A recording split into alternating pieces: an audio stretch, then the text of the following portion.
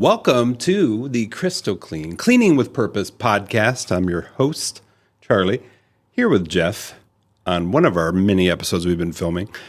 As we were setting up in the studio today, I saw this beautiful piece of paper that says Culture Eats Strategy for Breakfast. And I thought, what a great way to start today's dialogue and really help understand. So often in our work, especially in our earlier podcast, we talked a lot about the why we do what we do, which is tied to values and culture. Then we talked about how we do what we do, the uniqueness. Well, we like to think of it like being exceptional superheroes. And then specifically what we do, which are the different services, products, things that we use, that kind of stuff, and the technique that we use as part of the how. But this Culture Eat Strategy for Breakfast, we'd love to kind of break this down with you. So where did this come from? And we'll go through the it looks like 5 points here. Was this something that you guys found and printed or share with the team, or how does that work? Yeah, Dave and myself, we love to listen to a lot of things. I say listen because it used to be read. Now it's more listen, watch. And Culture Eats Strategy for Breakfast, I don't know who would claim saying that first, but somewhere along the line we heard it. And then we kind of put it into our weekly meetings. It's a line item that I keep every week, and they kind of laugh at me because I'm like, Culture Eats Strategy for Breakfast. We did it kind of in line with bringing on good people was maybe a start where we went, hey, this means something. We like it.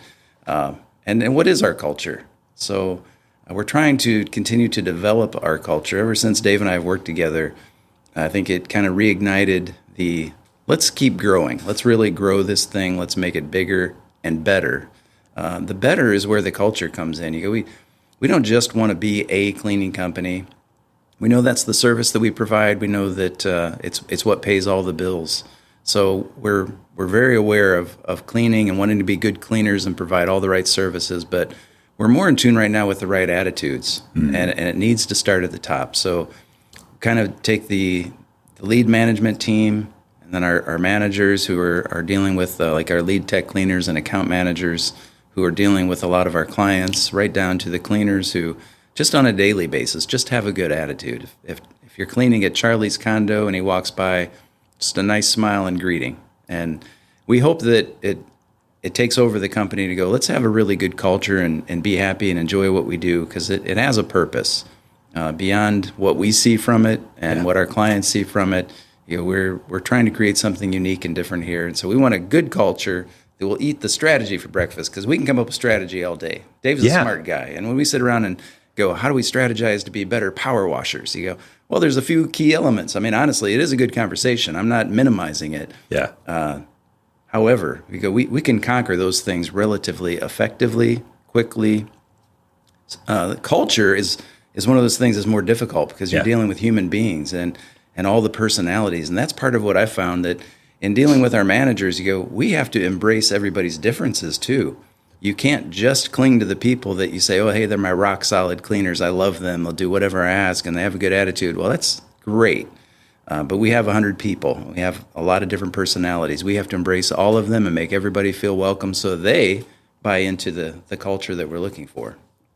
The biggest thing that I learned, now I've coming into 40 years in the entrepreneurial world, starting in basically 1988.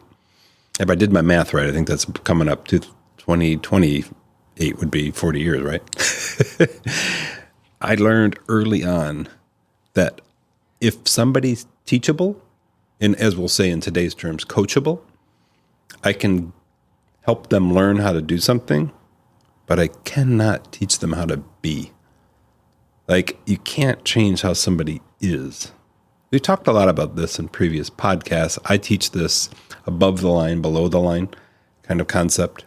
Above the line people are of ownership, responsibility, growth-minded, ambition-oriented, generally positive energy. Hey, they come into work, they're like, hey, what can I do to help? We didn't get that right, but I really want to make sure we nail that today. So let's go after it. Below the liners are more about blame, excuse, denial, gossip, drama, and generally have negative energy. Now, we recognize that we're all human, and so we can get below the line, even though we're generally above the line kind of people. But people that are predominantly below the line aren't people that we really want to be around, and we really just don't want them on our team. There's a study, Dr. Jordan Peterson, you may know him from his big internet fame lately, shared a study where he said there was a group of 10, we'll call them high-performing team members in a company, and they brought in one person who was a below-the-liner.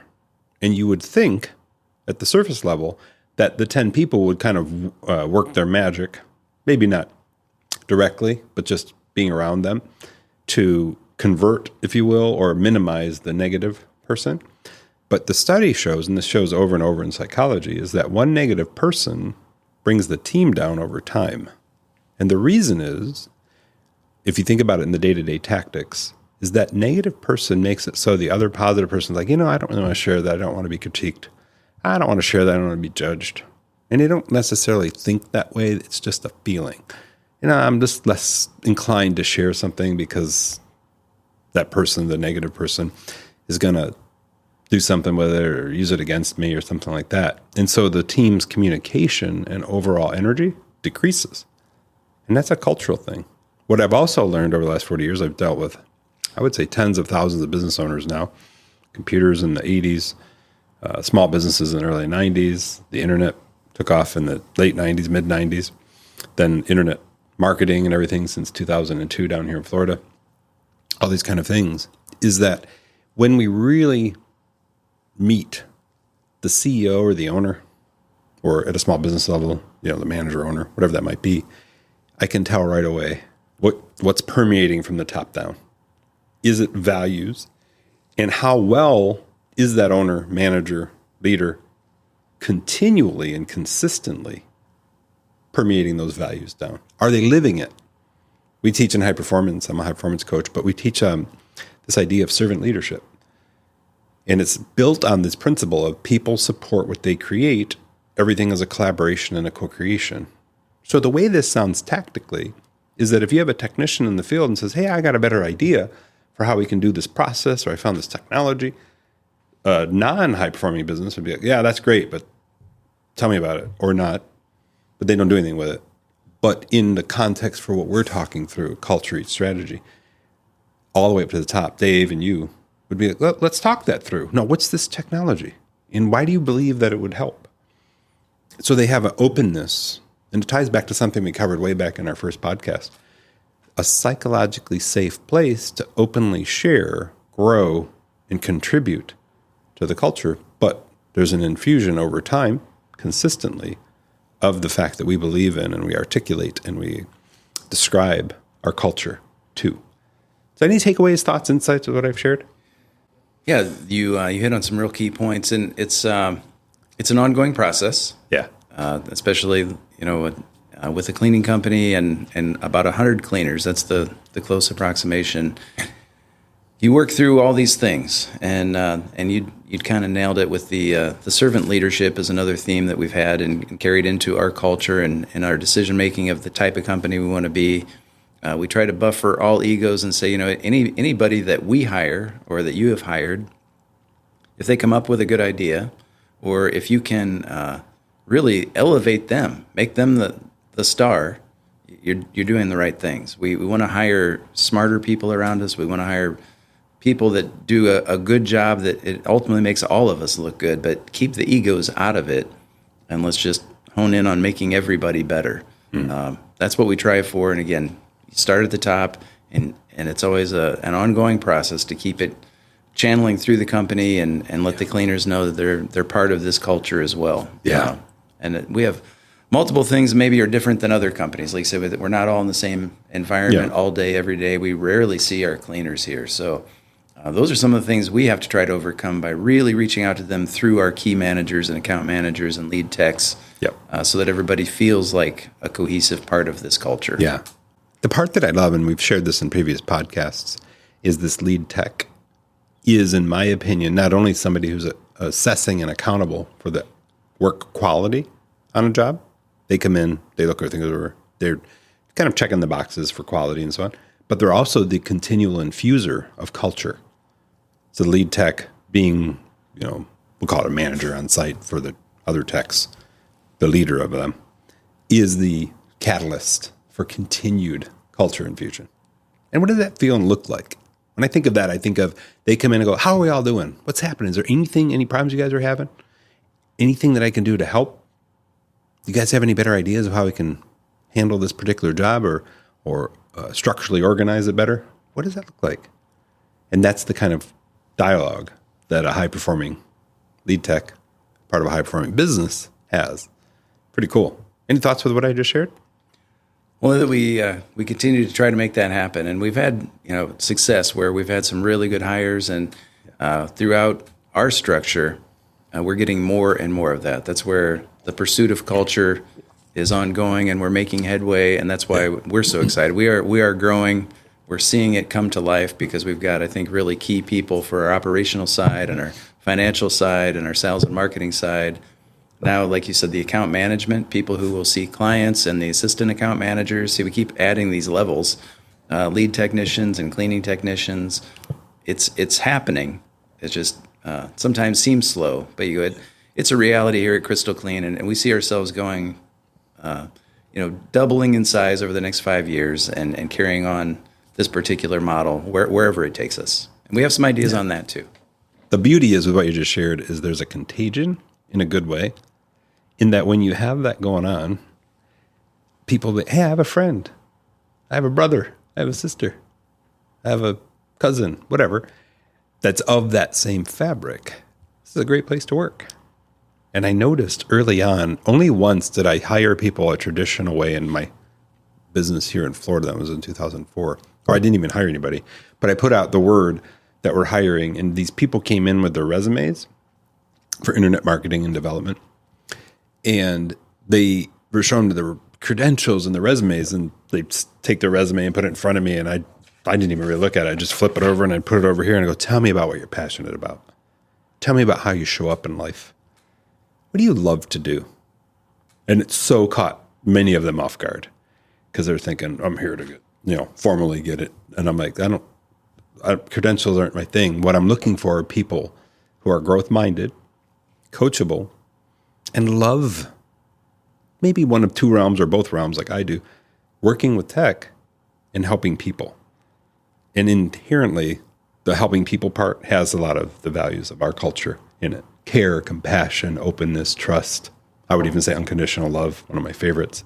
And there's courage in there because sometimes in terms of helping people, you got to say something you don't really, I got to say that. But I'm going to do it with love. I'm going to be positively stern about it and move it forward. So there's a big part of this is that in my history, if you looked at all the people that have worked for me over the years, the last 30, 40 years, that it was like a contagion. It was an attraction. I love working here. Well, do you know other people like you? Oh yeah, I got a few. Well, bring them in. Let's talk to them. Let's just try them out. 30 days. See how they feel. See if they like it. And it worked out great for me. I had many employees for over 10, 20 years. And some of them moved with me from Michigan to Florida in 2002 through 2005. They're like, we like working with you, Char. And I'm like, well, if you like working, I'm growing another business. Let's get it. And I moved them down. My stepdad drove the U-Haul from Michigan down and with other stuff. And it was great. But there's a tell there, and I just want to make sure we land this as we talk about this part in our podcast. And that is great people can attract great people. And then when we get beyond what are great people and we break it down, they're living to values that we really, really want to exemplify and help others with. And again, coming back to that care, compassion, openness. Any thoughts with what I've shared? Any ideas of how you attract and are looking to attract as you double the business? Yeah, it's interesting. The strategy of hiring. We've had people on paper that look like they would be the rock stars of all account managers, as an example. It happened recently. Side by side, we had two people come in. The strategy side leaned to one, like, oh, this one's going to be it, like really going to elevate everything. Another person, culturally speaking, fits in, but not as experienced, not really sure how this is going to go. Hey, based on what we think or our previous experience, we had our conversations about the two. But culture eats strategy for breakfast because the strategy person didn't pan out, whereas the culture person is accelerated and doing tremendous, spectacular. I mean, it's just, you can teach people all the things they need to know about how to run a good cleaning business. The strategy is relatively easy compared to getting the right people. So well put. And I just want to make sure we land this for the people that listen, especially the business owners and entrepreneurs, is that idea that we cannot teach people how to be. Right. So you've just got to be careful about the recruitment and the qualification process, but also make sure that they're coachable and they want to learn. And they're like, well, and they're ambition-minded, growth-oriented. Like, yeah, what can I do to help? What can I research tonight on, and they don't say this, but on my own time to help the business? I'll come in with it tomorrow. And that negativity, you'd mentioned it before, it seems to always raise its ugly head on the people who work under the line. And it's, we don't talk a lot about it. Sometimes you have to know when to let people go. And there's a truth to that. And usually it's with us, there's gossip, there's negativity, things that just automatically start to, it's like a cloud that hovers around certain people. Yeah. And you kind of know, and you go, we just have to eliminate people like that and keep bringing in the right ones. So. Yeah, and it's like a contagion. I found myself going into situations where I was joining a couple of entrepreneurs. Well, it was 4 entrepreneurs for lunch. It was probably 10 years ago. And whenever I met them individually, they were very much above the line. But they were sitting in a whole stew of gossip and drama when I landed. And I was just a couple minutes behind them, so the table was already there and they were seated. And they're like, can't believe this, can't believe that. And I'm like, what's going on here? And this is positive sternness for me. I'm like, you guys are talking about like drama, gossip stuff. What is happening here? This isn't, well, oh yeah, because someone said, I'm like, yeah, well, can I just formally ask that we reset this conversation, talk about what's possible and move towards ambition and growth? Because that's what I'm here for. If you guys are going to still talk like that, I got other things I can do because that's not part of my scene. And I asked co-creative, leadership, servant leadership. I said, would it be helpful if I went over a model, above the line, below the line? Take about a minute, 2 minutes. It'll really clear things up for us. And they're like, yeah. And only one of them had heard it. So when I went over it, they're like, oh my gosh. And I said, you just got to be careful because it's a contagion. But it's a contagion on the good side. If you come in and you're in a not so good mood, but the rest of the team's in a good mood, and generally you're predominantly above the line, but you're human. So you had a bad morning. Then you come in and the team's lifting you up. And then it gets you back on plane, so to speak, with the good values, the good vibes, and you can kind of work from there. So we just have to be real careful. And that above the line, below the line has been solid for 20 plus years since I learned it, with a guidance system for not only people in business, but for people with friend groups and organizations and stuff like this. That all said, I do want to make sure we just touch on a couple of these points. All right. So would you go through and just kind of read the 5 just so we have a frame? Yeah, as it relates to... You don't have to read it all, but just kind of summary. Sure. Yeah. The subtopics, culture, eating strategy for breakfast, we talk about behavior and attitudes. So obviously dealing with people and the culture, decision-making, how we think, what we think about, and what we bounce off each other. We make better decisions when we talk about it. Alignment and cohesion. So there has to be a point where everybody's on board. We come up with ideas and you go, we're all on board with this, right? And with a group of people, you could have different opinions, but we're going to all be on board with the decisions we make to move forward. So the adaptability, therefore, we need to be able to change, every one of us, and accept whether it's the different personalities or that we've made a decision to move forward in a certain area, even though it's going to be hard work because it's a new venture. Employee retention and attraction, we've talked about quite a bit, where we're clinging to the good and do what we can to keep them, as much as possible. And then when we see the ones that you go, it's just they're really causing more of a disruption or a problem, you have to let them go. And I hate to even say that. We love people. That's part of the culture. That's what we want to do. We want to help people. But knowing where to draw the line makes a difference for the health of the company. Wow, those are so good. I look at that as a list, these 5 areas: behavior and attitudes, decision-making, alignment and cohesion, adaptability, employee retention and attraction. And think about it like a checklist. An assessing tool, right? But instead of a check box, filling it with a check, we rate it. And maybe we do it on a weekly basis. How well have we as a team in the last week lived into the behavior and attitudes that we strive for? 0, we didn't do it at all. 10, we crushed it. Let's just say it's a 6. Okay, what can we do to up-level that next week? Same thing we'll go down to adaptability. How well did we adapt to things this week? 0 to 10, fill that one out. What can we do to up-level that for next week? So I just want to make sure we land that as a tool to sustain culture, which is a big part of our theme so far today. That's wonderful. I love that. It's so fun that I was setting everything up for our podcast today. I'm like, oh, this is a topic. Let's own it. I'm glad you found it. Yeah. And it's in here because this is where we have our production meetings and a manager meetings. They all happen here, and we do discuss those things. Fantastic. So let's switch gears a little bit. Now let's talk about one of the big things I wanted to make sure we covered is we're growing very quickly, and we're really aiming to amplify even more service in the Naples area. So to start that conversation, we've done some video work down in the Naples new location.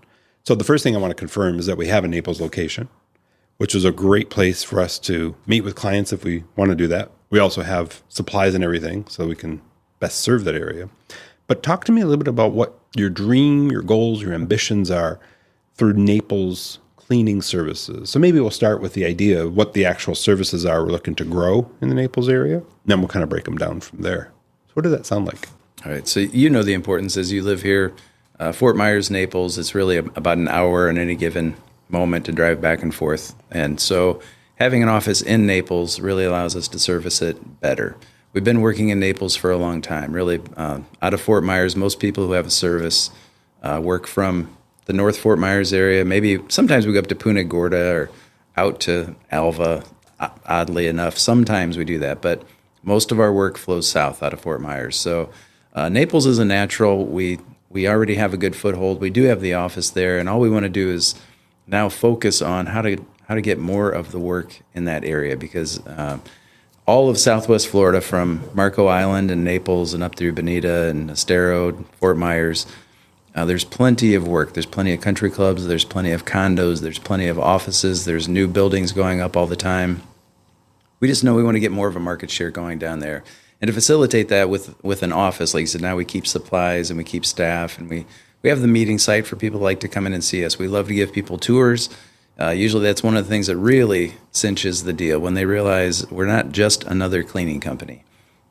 Locally owned and operated, 44 years. These things add up in their mind, and then they see our facilities and go, "You're a real company." You go, "Yes, we're a real company," and therefore we can be more consistent. And then the services is the next extension beyond all of that. So through the years, what we subcontract, or if we subcontract ourselves, subcontracting is one of those things. We never try to hide it. There's points in times where it's better to subcontract, maybe a window job or a power washing job. But we also do those things ourselves. So knowing how we can take care of the people in Naples and Fort Myers at a higher level with the power washing and the window washing and the floor care work are some of the things that we're working on to just keep getting better and grow more and more. But by proximity, Naples, without question. The country clubs and condos alone, there's so many. We just need to get a bigger market share going down there. So let's kind of break this down as we think about per service in the areas. One of the big things that Google loves, as well as AI now, all forms of AI, even Google's model, Gemini, is to understand here's the service we provide, or that we're really looking to amplify. Could be office cleaning, industrial, construction cleaning, some of the things that we've done. And then here's the communities or areas that we can do it in. So off the top of your head, communities in Naples that you guys like hire in home communities, any come to mind in the Naples area? As we work our way south, I know the ones that come to mind, we've been established with Miramar for a long time. We just picked up Lucaya here recently. When you get into Naples and onto Marco Island, we have multiple properties. And I'm sorry, I'm not coming up with names for you. Bonita Bay is a big one. Bonita Bay is. And, Gray Oaks is down there. Gray Oaks is huge. Yeah. I got to tour that. I would need to pull up my cheat sheet. No worries. But the idea is that per community, we can get in. And then in the areas that aren't necessarily home-related, luxury home and so on, we're also talking about office cleaning. And do you want to go in a little bit of detail on the different services that you're looking to really ramp up in the area? Yeah, so with what we've become as we continue to grow, and as the area continues to grow, while common area cleaning was always and has been and still is the mainstay, you'd mentioned office cleaning. Well, at a certain level, with all the medical communities, Lee Health being a prominent one, and we do work with them, Fine Mark Bank is LMCU banks. We found that office cleaning at a certain level suits us very well. It's typically going to be nighttime cleaning, multiple nights, if not the entire week. And those are the kind of jobs we do very well with. Yeah. So we've picked up more and more. The big neogenomics office when you're driving down 75, that's 7 days a week. So those are the ones that really fit us and vice versa. So we want to pick up more of the big office work. And because of the growing volume of people and businesses coming to Southwest Florida, there's more of that to be had. And like I already mentioned, the services around the condos and country clubs, beyond just the common area cleaning, which is what we've always focused on. As you can imagine, again, all the pressure washing that needs to be done for the sidewalks, curbs, streets, the building fascias, is just endless. So we know that it's a competitive field. There's a lot of power washers out there. It's not difficult for somebody to start it right out of their house. You can buy a nice rig and be in the power washing business easily overnight. However, the level of service that our clients typically want, the timing, the pricing, and making sure that it's perfect by the time it's done before you walk away and that you didn't harm anything in the process, they want some guarantees. And that's where we can kind of shine and go, hey, we're established. We've been doing this for a long time, and we can take care of it in the right time frame, get it in a competitive price, and make sure that it's going to be as near perfect as possible by the time we're done. Same with the floor care work, and same with the window cleaning. Got it. Okay. So a couple of things I want to circle back on. Some of the, I would call it the superpowers of Crystal Clean. One is that you guys have process and training for doing things like industrial cleaning and medical cleaning. Like you talked about Lee Health and that kind of scene. And this is above and beyond what I would classify as somebody who's a kind of mom and pop shop where there's a certain grade or level of confidentiality and care, especially in the medical field. And you guys have done that work. You want to expand on that at all? It does. It requires training. What's funny, it's the type of training you have to do on your own. There's not like a state board that ultimately certifies you to work. But Lee Health will quiz you on your capabilities and your training and what you really accomplished. So we make sure that when we are in certain facilities, surgery centers, doctor's offices, the cross-contamination things you need to be very well aware of as you go room to room, or any given surface by surface even, to be more in tune with that, to make sure that we clean according to the proper healthcare standards. So we've proven that out, and we've trained our staff for it.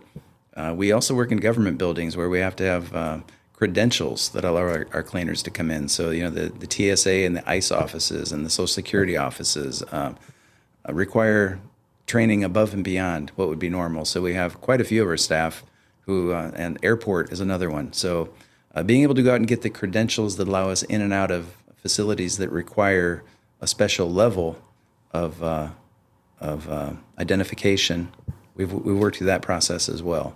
Wow. So again, the things that would be looked for by companies who are more demanding, we make sure we step up. We want that. We want to fill that need because we are able to do so. We've proven it. We've done it. We have a good history for it. And of course, we're always pursuing more and more of that work. That's the beauty of this, is that we really have to think about the differentiators for us. And we have a big enough team and we have enough history, 40 plus years, as we think about that we really tested and measured, tried, improved, iterated, these kind of things. But as we've worked in the area, there's specific cleaning jobs that not everybody can do because of the certification, because of the security clearance and that. And it's something that's a true gift of Crystal Clean, is that, in going back to what we talked about earlier in our podcast, we're going to co-create and collaborate to make sure whatever you need from a education or a credentials level, we're going to dedicate team to getting that and ensuring we take care of you. And I'm certain when the security clearances, there might be background checks or whatever that is, and we're going to facilitate for that and make sure that we're taking care of things on the up and up, moving things forward. Love that. So kind of circling back, medical, industrial, RSW, the airport, big deal, TSA. Any other things you want to talk through or think about as things that you've done that go the extra mile to take care of customers, to get credentialed, to assure that, whatever that special need is couple come to mind, but I'll see if you come up with anything. Well, the more work you do and different type of work you do, you're always going to learn something, right? So out of the construction clean model as an example, we've never had day labor before. So day labor in the area with all the construction, they hire people just to come in and maybe keep sweeping the floor around all the other tradesmen, pick up a little bit of garbage.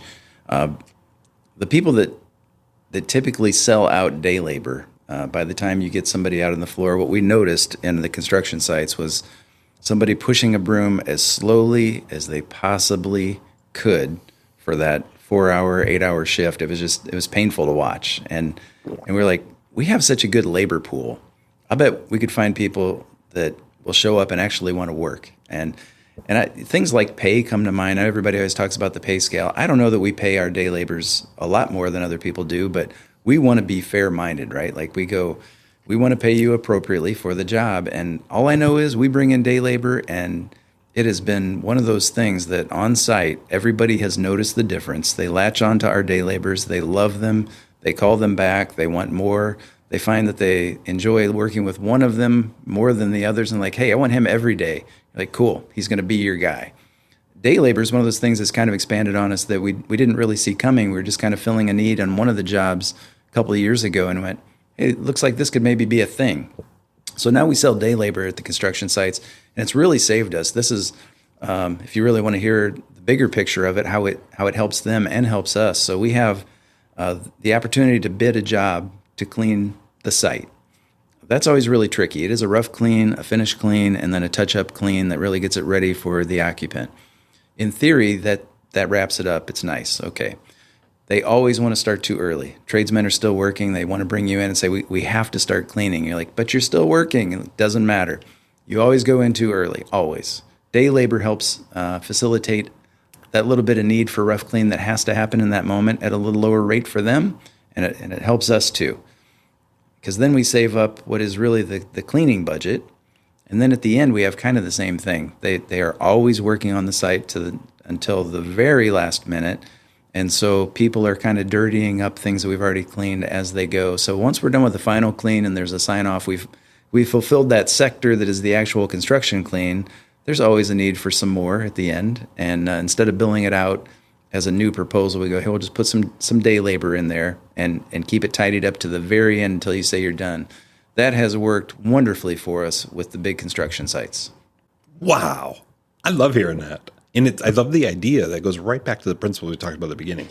Iteration, test, measure, improve, and remove. And that idea of we're testing and measuring and proving things. And you know what? This particular part of our process, we need to remove, whatever that looks like. But taking care of the reality of the scene. Because I've never been on a building project, and I haven't been on a lot of them, but I have been involved in some where everything's on time and early. Yeah. So we're working right up to that time where they turn over the occupancy or whatever that looks like. Two things always change: budget and timelines. Yeah. Constantly. And you're on it. It's not your first rodeo. We've been here. We got it. Take it from there. And that's fun for us. And for me personally, as you can tell, like learning through the process, figuring out how to fix it and going, oh, wow, we're going to repeat this. Now it's become a standard part of the practice. And that's one of them. Same with, you go back to medical and learning how to terminal clean. The first time I ever heard terminal clean, that doesn't sound great. No. Most people are like, terminal, that sounds like death. Like, no, it's not that at all. But you have to terminally clean, let's say, an operation room. And there's, again, that cross-contamination point that is critical, very critical. So, again, self-taught and plenty of ways to learn it. But having that in your hip pocket typically will make you stand out amongst your competitors. The part that I want to make sure we double down on here is this concept, kind of goes back to the growth-minded, ambition-oriented conversation we had a little while ago, that if we have to learn and dive deep, and even if it has to be on our own terms, we're going to do that. We're accountable for what we're going after. We're responsible in that way. We're going to assure that our team and us are very aware of and have tested and measured, maybe role-played even, how this works through the cleaning process. The other part that we haven't really touched on is using the right cleaning application for the different jobs. When I had the absolute honor of joining y'all to go to ISSA out there in Vegas last November. And I'm like, this is going to be cool. Me tiptoeing in here. I hear some name brands. I see that. And it's just like, we felt like days inside the Mandalay Bay Convention Center. And I'm like, I didn't realize it was this big of a deal. Well, then what I learned from you, Dave, the team, and then a lot of the vendors, was there's completely different applications for different levels of cleanliness, we'll call it, and then different levels of required cleanliness in that regard. And so would you talk a bit about like some of the practices that you might have for assuring you have the right, we'll call it product or whatever that looks like, or solution? We talked about robots and AI. That was kind of neat watching that exhibit. Yeah. And, you mentioned levels. There's always another level. Where we stand out, you have anybody who starts a commercial cleaning business. Let's get out of just cleaning a home or two by yourself. You get into the commercial cleaning business. We've grown into where, when you analyze the numbers across the country, we're in the top 7 percentile of at least size and scale for commercial cleaning companies. And that's good. You get in the top 1 or 2%, and you have the BSCs, the building contractors. They're the big facility managers. So a lot of what you saw at ISSA is going to be geared towards them. But we're the right size company to come in and take advantage of the technology, or the products, or the chemicals that, as they continue to improve them, we use them here in our corner of the world, Southwest Florida. We may expand one day outside of this corner of the world and take on more and become a big time facility manager. It could happen.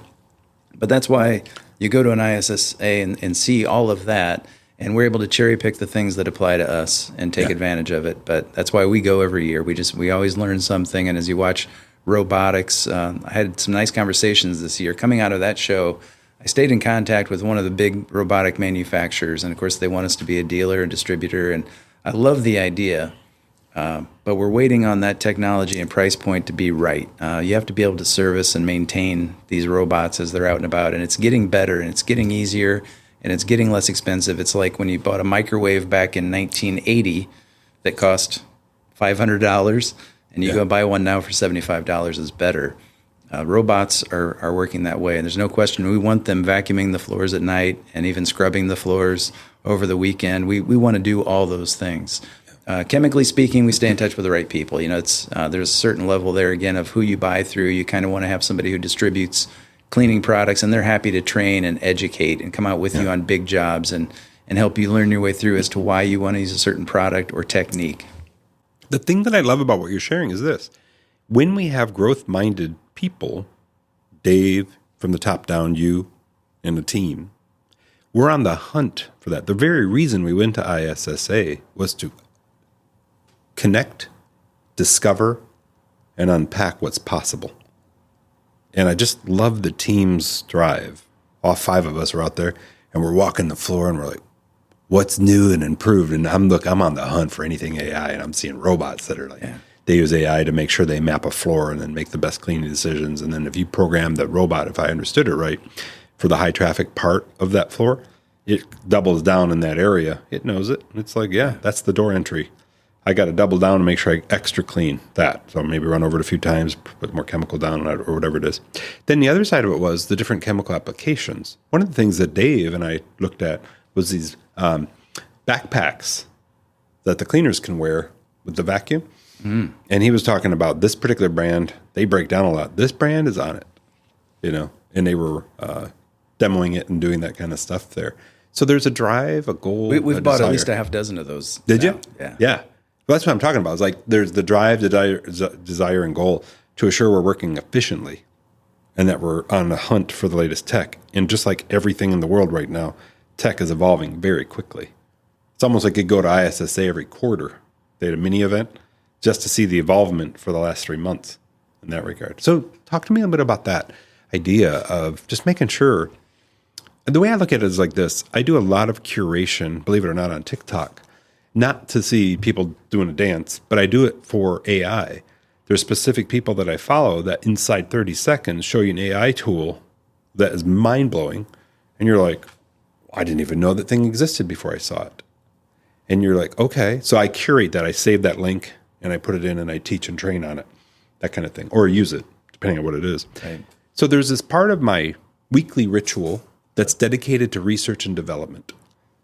It's dedicated, as we would say, the application of growth mindedness means that in your week, in your schedule, there's times where you're on the hunt, so to speak, for new tech, new ideas, new perspective. So when you think about the Crystal Clean philosophy, I know Dave, I know you, and I know a few others do spend time every week learning new things and going after that. So I would love to hear, like, what's the thought pattern on that?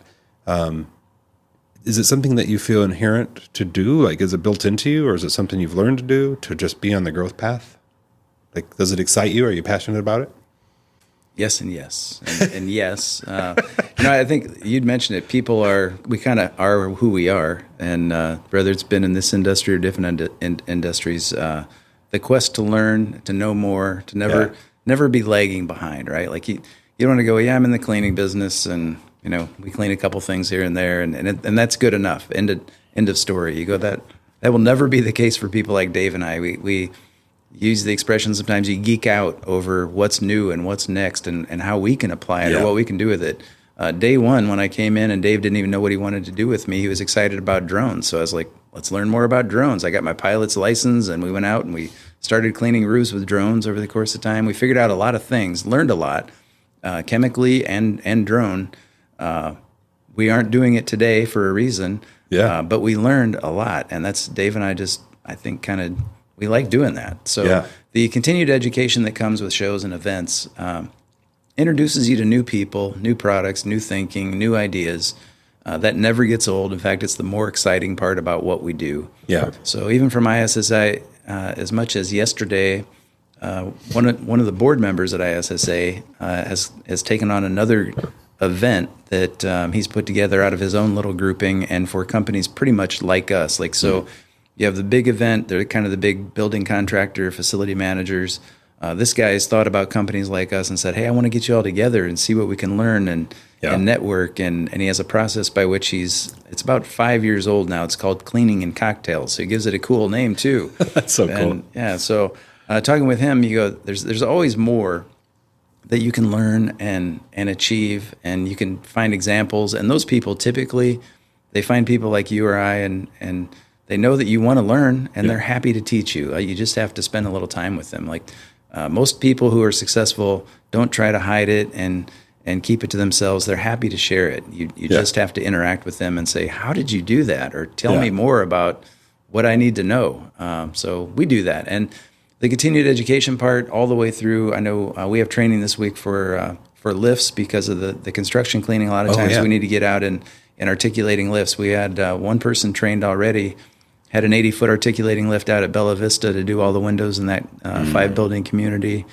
And because of our post-construction cleaning, it comes up enough. We have a second person going in for training to make sure that we're OSHA certified on our lifts. So we do that. We have the cleaners that stay in tune with the medical and what's necessary for bloodborne pathogens, as an example, or the terminal cleaning, so that we always have some on standby. We send more people to make sure that they get federally validated for all the government buildings I mentioned, so that if the one who's on point can't make it, we have somebody else to back them up and get in and cover it. So we spend a lot of time trying to educate everyone who wants it, and we just happen to want to be educated. So we enjoy doing those things. Yeah.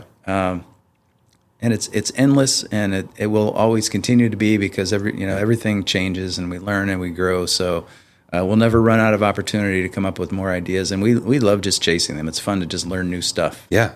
The part that I want to pull out of this, it's so applicable to what we call ambition-oriented growth-mindedness, is let's pre-frame this. 2 big things about exceptional businesses. One is they create, build, and sustain exceptional relationships.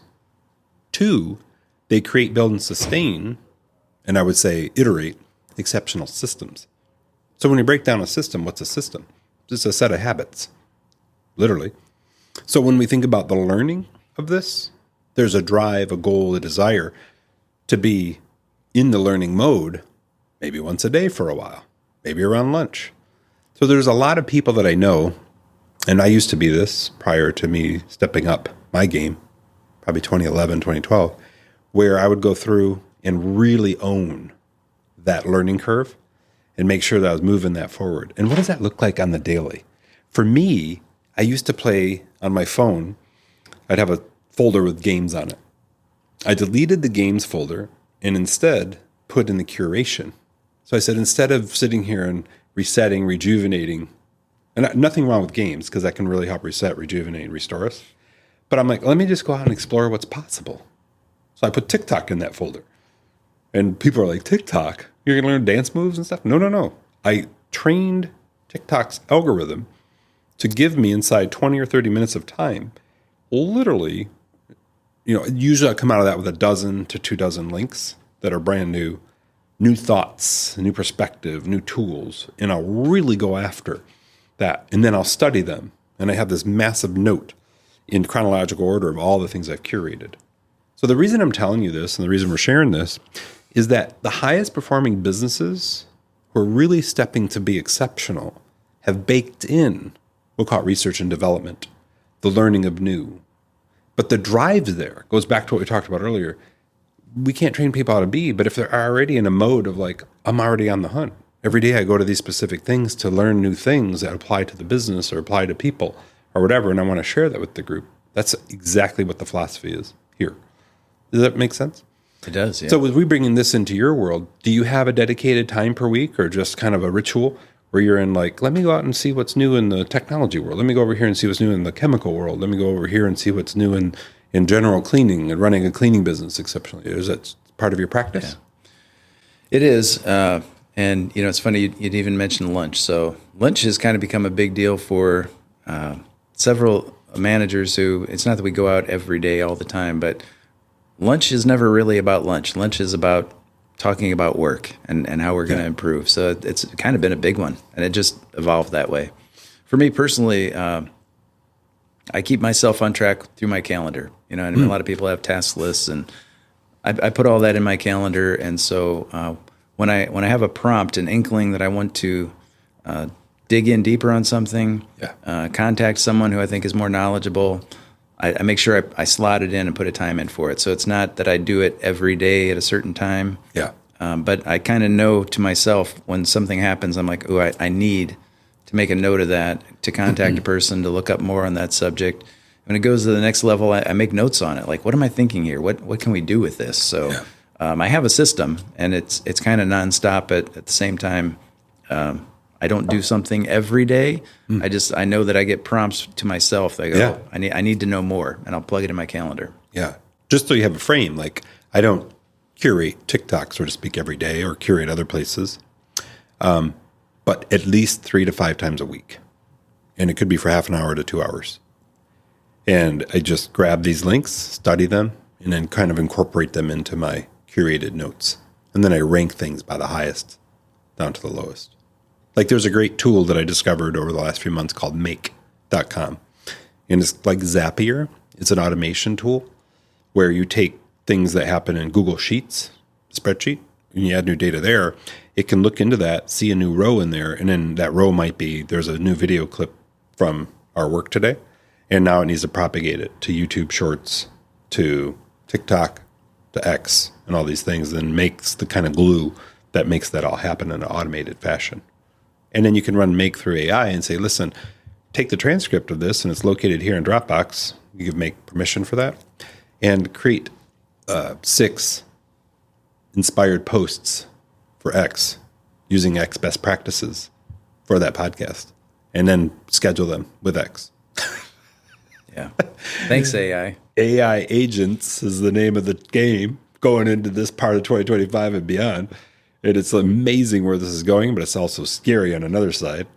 But I just really wanted to make sure we landed the ship here and dove deep, articulated about how we really are on the hunt for new tech, new, we'll say chemicals, but products that really help us take care of our customers in the best possible way. On top of that, something you shared is that we're also incredibly clear about assuring if there's a specific process or certification we need, that we're on that. And it isn't like this attitude that some businesses have of like, oh, we got to learn that now, which means they're probably going to do C or D grade learning. They'll do it because they have to. But for us, the general culture is, oh, we get to learn this. Nah, I have to learn this. So I'm going to get in there. I'm going to own this. and see what we can do with it. Any takeaways, thoughts, insights of what I've shared? We don't sit around and pat ourselves on the back, but you're right. We're never complacent in the moment, and we're like any company. There's good and bad. There's always work is problem solving. There's problems to be solved. We're no different in that regard. That said, I think we do a good job of staying on top of if there's a big enough problem, we focus on it to the right degree to make sure we take corrective action. Yeah. When it comes to finding and doing things differently, we do have people that come along with us now. That's been one of the big differences over the last couple of years. We've really hired people that have that mindset that you'd mentioned, like, oh, I get to take on the power washing now, or I get to learn how to manage some floor care that I've never done this before, but hey, I can run a scrubber, right? So you teach them a couple of times, come and go with them and help them with how and why we do things in a certain way. We have some great tile and grout experiences recently. One yesterday at the USPS in Cape Coral. Yeah. So nothing about cleaning is insurmountable. There's always a way to meet the objective. Teaching our staff and the ones who are hungry for it. We had another window process a couple weeks ago. Dave and I, when we did get up to speed on it, it became a problem. And we're like, it's glass. Why are we having a problem? It's glass. And you dig in, and we helped our cleaner technicians understand what they were looking at and push through it, and they'll be better glass cleaners for it the rest of their lives. Anyway, we enjoy all that, and our cleaners now who are being used for these things also enjoy it. It's the right mindset. I gotta totally own this of what you just shared, kind of incorporated into our dialogue today, in that if you hire somebody and they have an interest in growth or trying something new, come to us. Let's go. There isn't no, that's not the job you're responsible for, and that's not in your job description. There's okay, let's see what we can do to help you grow in that area. Is that true? Absolutely, yeah. The old Zig Ziglar, and I was a Zig Ziglar student, but Dave pulled it out from day one. He also likes Zig Ziglar, so as soon as he said it, I was like, Zig. The classic Zig is you'll get typically everything you want out of life by helping other people get what they want out of life. Oh, and Dave, rest in peace. Yeah, he lives by it. That's if somebody says, "No, Dave, I really want to do this," and it fits within the schematic of the company, you bet we're on it. Like let's make them happy. They're going to do a great job, and we can fill their old position with somebody else that wants to do that. I love this, and I just want to make sure there's one area you talked about a little while ago that I want to go much deeper on, and we'll wrap this beautiful baby up. And that's the luxury home cleaning that we're doing. And one of the big things you and I have talked about is in the initiatives for this part of 2025 is just making sure we're testing and measuring what's purposeful and profitable for us in the luxury home cleaning market. So would you expand on what that looks like now and what you're hoping to achieve in that regard? Yes. Home cleaning, so like all models of cleaning, you're competing with someone can start a home cleaning business immediately and even successfully. For a company like Crystal Clean, home cleaning can be successful, but it needs to fit a certain criteria. So we have a very good working model right now at Miramar through concierge services. We've been the cleaner for years there, and it's because we're trusted and we'll do a good job,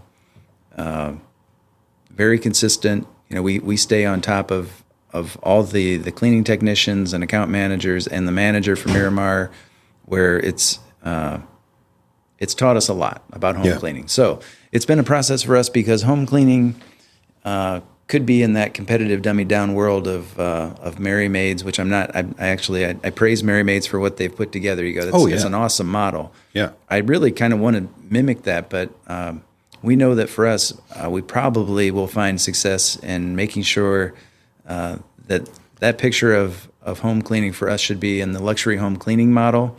We can do that very well and successfully. We know that it comes at a cost to the homeowner to make that happen. But when you look at the security and the cleaning, the trusted partnership, the consistency, for people who want all those things above and beyond just having somebody come in and clean their house every week, we can make that happen, and we've proven it. And I want to take on more and more of that. So especially in the estero area, when I take these same cleaners who have all this experience, that's where we want to grow this model out kind of as an estero epicenter. Yeah. See where it can take us, and it could be very much like a Mary Maid's, but in the luxury high end model, because that's where we really can fill a need. Yeah. We don't want to go out and compete with Mary Maid for all the homes throughout the Southwest Florida community. Yeah. So if we can couple up with the right people who see the value in a crystal clean, we want to grow that model, and I think it's out there. We need to start climbing that ladder. I've done a lot of research in this regard. I've talked with a lot of people who are luxury homeowners over the last about 15 years down here in Southwest Florida. And one of the big things they share, well, there's a few big things, but one of the big things they share is security and trust. And then another big thing they share is liability. So through the security and trust, typically the way that works is they'll share that they want to make sure that the team that's in their house, they know who they are, and the cleaner company isn't rotating people out. Right. And one of the big things that we've talked about at Crystal Clean is the fact that we have the same cleaners because we take care of our people. And we've talked about this in previous sessions, episodes, is where we really help them beyond the job to be better people overall, and, bring in like their family and do family things to assure that it's not just a job, that we're part of the Crystal Clean family, which is part of the value structure right behind you. Yeah. So there's a security piece to this. And that's something that I believe Crystal Clean really nails, is keeping accountability with the same people there. So like the homeowner or the person managing a property, some of the houses down here are substantial, we'll say, 15,000, 25,000 square feet. And you said liability. Yeah. So on the security model, I've already told you how we've been vetted in some categories to do government work. We can do the same thing in the high-end luxury market. We'll vet it as far as it needs to go to make them feel secure. Yeah. Also, we'll give them some history on how we take care of things like keys and codes. Yep. Also, that our insurance, that we will be accountable for the last mirror that seemingly was damaged in a luxury home was like a $2,500 mirror, which maybe doesn't sound like a lot to some people, sounds like a lot to other people. For a mirror, I think that sounds like a lot. And that's just the tip of the iceberg, the type of things that you're working around in the luxury home model. And you have to be responsible for this. That's where, again, it's that level that allows us to perform better because more is required. And we want to step up to that challenge. We want to provide that. The part that I love about what you shared is this. If it's let's say a fly-by-night, but a lower company that doesn't have that level of backing, we'll call it, and they do that can be devastating for their cash flow, where they have to pay out, we'll call it a claim, or their insurance company does. The other side of it is from the licensure and the insurances, the workers' comp. This is something that companies or individuals who want to start up overnight in cleaning, they can't fire that up right away, like not overnight. Typically, right. They have to get that sorted, and they got to pay workers' comp and do all this kind of thing. So that's just an inherent part of working with Crystal Clean. Is we have all the proper, we'll call it technical licensing and insurances and all that kind of stuff. But on the other side, we have the team who's very inspired to stay with us, to be consistent, so we're not switching out cleaners all the time necessarily. But that the owner knows, or the manager of the property knows, who that person or those people are. So if something goes sideways, they're able to make that call. And it's a very open communication, very responsive. These are all things that seem, that should be the way it is, but they're not the way it is. Especially, we've talked about this in a previous episode, like we're all from the Midwest, you, me, and Dave, and we're like, back in our day, we'd call somebody, they'd answer the freaking phone, or we'd leave a message, they'd call us back.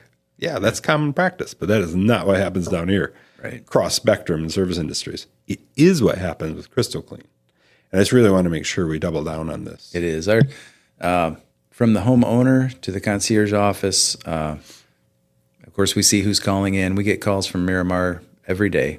And I'm proud of that because whoever is comfortable enough that wants to call us, please do. We'll talk to you. And we'll make sure that, if you're just wondering when the cleaner is going to show up, or you need to offset your week from a Wednesday to a Friday, we get those kind of calls every day, and we take them and we manage them. And that's why I said we've been doing that for years in a community that kind of stands out, even in Southwest Florida. as being in the high-end luxury model, and we just want to expand on that. I love it. And I just want to make sure as we start to wrap up today, some of these principles, this beautiful culture eat strategy for breakfast, I feel like we really flesh that out in a lot of illustration and a lot of the services that we provide. Another one is this idea, help others get what they want and you'll get what you want. Rest in peace, Zig.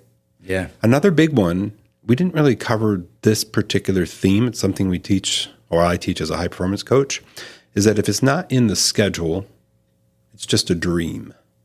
And what you shared was you put your tasks and things you want to research in your calendar. And you can put it in the calendar. A lot of people are like, I put it in the calendar, but they don't look at it. I'll move that across.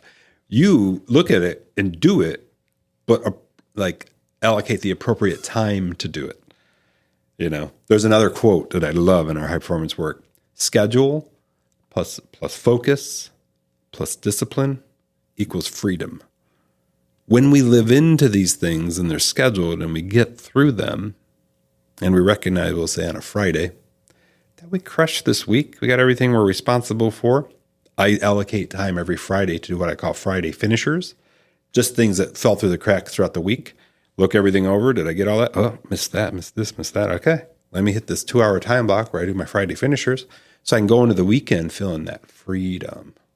But it requires schedule. And I use we call it the one-page productivity plan in high performance. I use that in schedule. Those two things are like ninja tools for putting a lot of the practices of things we talked about today. Another thing we talked through today was above the line and below the line. We've touched on this in previous episodes as well. Above the line companies are about accountability, responsibility, ownership, growth-mindedness, ambition orientation, generally have good energy. Below the line companies are about blame, excuse, denial, gossip, drama, generally negative energy. Now, realizing we're all human, we can go below the line, but where are we predominantly? And what we're finding with the 100 people that are part of this beautiful team is we're above the liners. But if you go below the line and you're having a bad day, we're here to help you. We're going to pick you up and lift you up. So with everything I shared, I'd love for you, is there any principles or things you loved about our discussion today that you want to share? Make sure we reiterate any services, any commitments to tech, anything else? What showed up for you today? I guess since we tackled culture, eat strategy for breakfast so hard, that'll be with me all day. But also that continued pursuit of excellence, if we follow the old Lexus model, but just to keep growing and keep doing a better job. That always excites me. And you're right. I'm like you. I can't let something undone just sit. And so for me, early mornings are a sweet spot. Throughout the course of a week, if I need to catch up or I need to make sure that I really hyper-focus on something, it's probably going to be relatively early in the morning. Fridays, you're right. Our community association managers that we deal with so much, I love that most of them kind of try to take Friday afternoons off. It just seems to be a part of their world.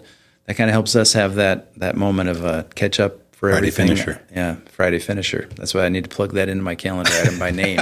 I love it. But yeah, those are things that keep us going. That's why we can do what we do daily and weekly and annually, and it really never gets old because we're very busy. Yeah. But we continue to plug in those right things. Let's remember that the people are more important. The process of learning and growing and achieving is what makes us feel good. That's important. And then you got the day-to-day stuff in between. Yeah. Two more things that I want to make sure we nail you just sparked. One is the needle-moving activities towards the outcomes we want for us, our team, our customers, and the world. And that's kind of what you're hinting at. When I do specific things or learn specific things, it moves the needle for us, our team, our customers, and the world in some fashion. The other one is reiterating that every exceptional business creates, builds, and sustains great relationships, builds, sustains, and iterates like it's daily throughout the day, great systems. And boy, I watch I'm not in it every day with y'all, but I'm watching it and it's like, oh, look at this thing take off. And that's exactly what that is. And I just want to tell you, it's an absolute honor to be on a journey with you. We've been working on videos and podcasts for the last few years, and I feel like we're just taking off in many ways, and it's just so great to be here with you on this beautiful day. final thoughts? I appreciate you coming in and do it. As we were talking, I know of 2 scenarios where people kind of started with the podcast realm. Yeah. And they've grown that into a kind of a business of its own. Yeah. That accentuated their original business and grew them as an overall company. Yeah. And you may be doing that for us as we speak. Yay. We'll see. Oh, I can't wait. We'll talk that through. All right. Well, we're sending, if you've watched this far and you're at this part of the video, podcast, audio, however you're digesting this beautiful thing, we're sending you so much positive, loving, healthy, healing energy, vibes, and thoughts. Thank you for being with us. We'll talk to you in the next one. Have a good one.